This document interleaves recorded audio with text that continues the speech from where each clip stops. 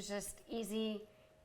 The anchovies, a little mustard, some pepper, vinegar, and olive oil. I use white wine vinegar. You could use champagne vinegar as well. This is just an easy, quick blender. You could use it in a Cuisinart. You could do it in a Vitamix, and let's just make sure I don't spaz out. Okay. It works. That's beautiful. You want to blend up the chunks. You want to blend up the chunks. And so this will stay in the refrigerator for at least a week. And so Kara and I are really trying to promote homemade salad dressings, homemade foods for you and your fertility. You can taste it. It's delicious as a Caesar. Kids love it.